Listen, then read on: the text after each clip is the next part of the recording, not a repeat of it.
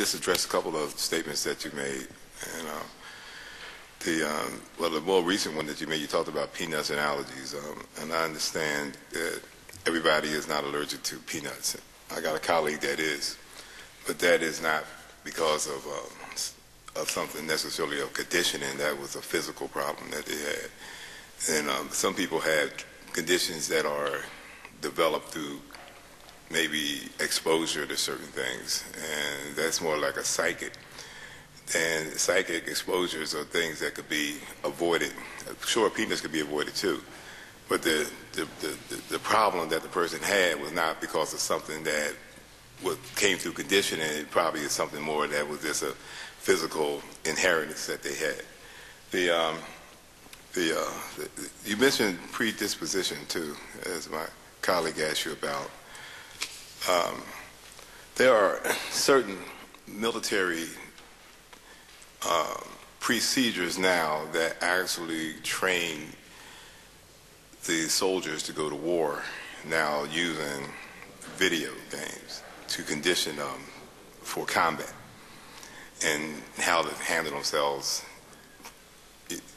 There are people who are learning maybe how to fly airplane now through some animations. There are people that are learning how to drive. There are people that are being conditioned to know how to do things in the real world based on some animation that they are doing. And it's mostly because of interaction that they are more successful in acting out what it is that they practice through the new technology. So when we have children who are young and very impressionable and perhaps don't really understand reality like some of us do who are adults, and they are exposed to long terms of playing this game. Watching TV is different. I watch TV. And TV is not the same as, you turn on your set and you're watching something that someone is presenting to you, as it is when you're actually engaged with outcomes like you are with video games. You are actually participating now, and everybody's outcome is not the same. Some people do better, and the video games are designed to reward you for how well you do. And we know from training people to do more of what we want to see them do in life, perhaps training a child to walk, or you reward them, pats on the backs, or these bling bling stuff that be flying all off when these kids are playing these games. Somewhere along the line, I believe that this is going to create some kind of excitement inside of them and make them feel as though they're doing well. And how they interpret doing well may be based on what we might witness later on down the line. But nonetheless, because of the way that they have engaged themselves, perhaps for long hours, periods of times, we don't know what's actually happening to that child. But we know that they're being rewarded for how well they participate in this game. And many times you reward a person and you want to see repeated behavior.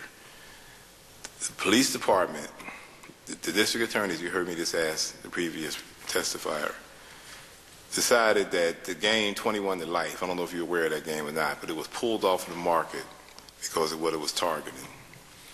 They must have felt as though it was something wrong with this game any time they pulled it off the market. Citizens maybe should have the same right, not to necessarily pull. If we don't pull every video off the market, but just like the police department felt as though that the consequences or the ripple effect or what this game could be causing to their officers who are out there putting their lives on the line, they felt justified in saying that this kind of game was dangerous to them.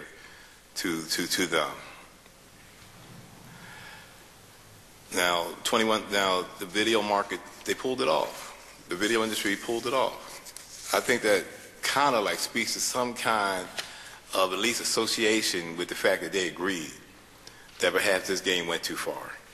And I don't know where we draw the line in terms of where we're going too far when we are exposing children who are very impressionable to something as violent as we see in these games.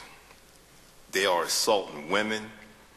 They are beating women over the head with golf clubs. And they're very gory and they're very real. At least they have very graphic depictions. And so even if there is no clear evidence, because sometimes it's hard to explore the mind, I think that we have to be real serious about, just like we were about the police department. And I say that we should have been very serious about the police department. But we have to know that the world is getting more and more violent, and perhaps everything that we should be looking at to explore about what could be a contributing factor to violent behavior, we have to start looking at it and saying, what is our position on that? And that's why I want to thank this committee and the chairwoman for saying that it's time that we start looking at this industry. And we're not here to tear the industry down. We don't want to see anybody go out of work.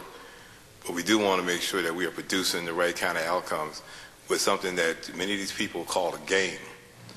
When you're out here shooting cops and you're practicing that kind of stuff, and you're calling that a game, and we look at what's going on in our community right now, it's not funny and it's not a game.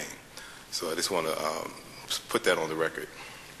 Well, one thing I would like to point out is that what you all decide to do with this information is not what I'm trying to do. I'm just trying to give you guys a scientific background. So rather you decide to accept the scientific evidence or an opinion, that's fine. I just want to clarify that. I just given the scientific background, that I have no horse in this game on whether video games if violent video games are eliminated or if that nothing happens. That I'm just giving the scientific background.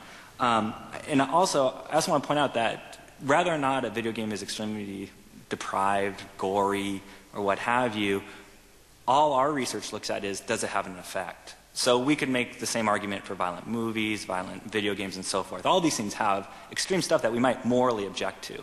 But that's not my area. My area is just the scientific area on if it has an effect. So certainly it's feel free to morally object to an item, but that's not the scientific opinion. A couple other issues that you brought up that I'd like to address real quick too. You're right that it seems like that video games should have a bigger effect than watching TV. That classic behaviorism would predict this, that kind of what you said, if you're rewarded for a behavior, you're more likely to encourage the behavior. But the empirical evidence does not suggest that the effect sizes for violent TV and violent video games are almost the same, that there's not a big difference. So while people have argued that there's theoretical reasons why it should be different, empirically that has not been shown yet. So that's not in the literature yet. With the military training and simulators, certainly video games can have a very positive effect, kind of what you're alluding to, that we use them for many positive things like training troops and so forth. Most of that training, has to be kept in mind though, is done to train for helicopters, airplanes, some type of vehicle simulation. That's the majority of it. Additionally, the research that's done with soldiers to see, does it kind of train them to be, better soldiers, that's not published research, so we don't know what the results are from that type of study. And finally, the video game, use that term loosely, systems that these training simulations are going on are vastly different than an Xbox 360 or a PlayStation 3. That these are almost, they're so different from each other that it's hard to compare one to the other. One is almost complete virtual reality, whereas the other one is being played on, if you're fortunate enough, a 40-inch television set. They're very different types of mechanisms to deliver the feed. So